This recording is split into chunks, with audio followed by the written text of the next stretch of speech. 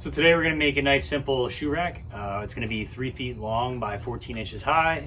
Just came up with those measurements because my boots are kind of large and I wanted to have the extra space. I don't want to have it falling over the edge. Also, I want to have a dual layer so I could have the top shelf and the bottom shelf. So let's get started.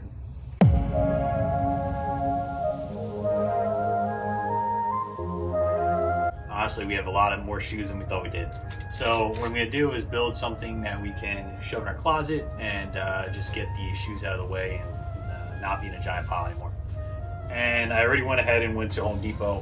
I got a few pieces of 1x3. You don't need anything really too heavy for your shoes to be sitting on, and I don't really need anything that fancy either. So what you can get for the materials, I think I spent $20 at Home Depot, and it's all the same pieces. I'll put my cut list below, and let's get to it. Okay.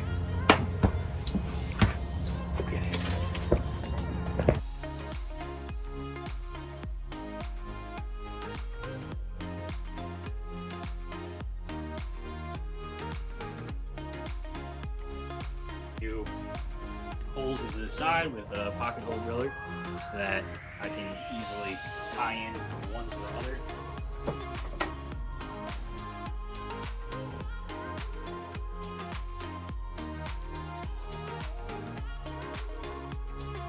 One and a quarter inch self-tapping screws. I'm gonna now connect the pieces, and that's half of it done.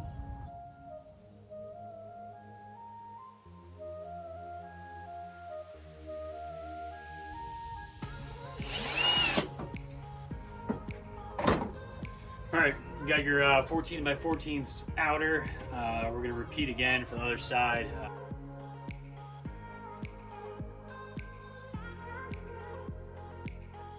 Hopefully when Danielle gets back shopping for a couch right now, she'll take these, sand them up, and paint them.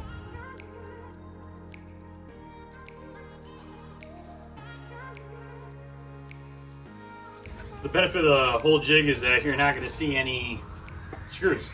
Let's just get the boards for the top before we start doing inside, and set this aside.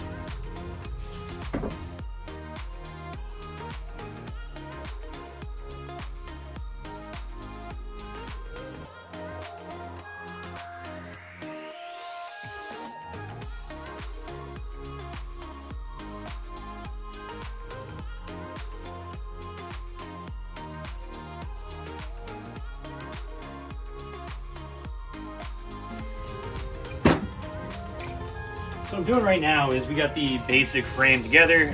We cut our pieces. We went with the 14 by 9 to create a 14-inch square, and then this is a 3-foot top.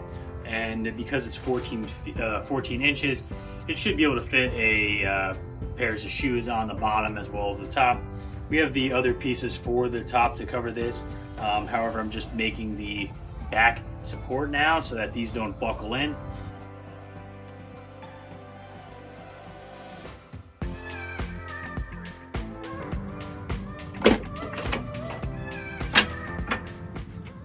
Once the back support was nailed in, Chris went ahead and nailed in the 2 1x4s for the top, as you can see. Voila! So what I'm about to do is I'm going to do a quick orbital sand, just make sure to get the edges, and then Danielle's going to come out here and stain.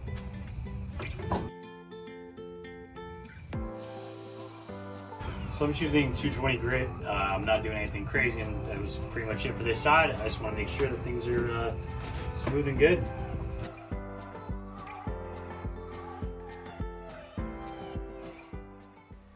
The next morning, I took my favorite Jacoba Bean interior and exterior stain and went along all of the edges to spruce it up and give it a little bit of flair. Also, the dark color was great because it will help hide all of the dirt marks. And voila, there is our beautiful shoe and bench stand.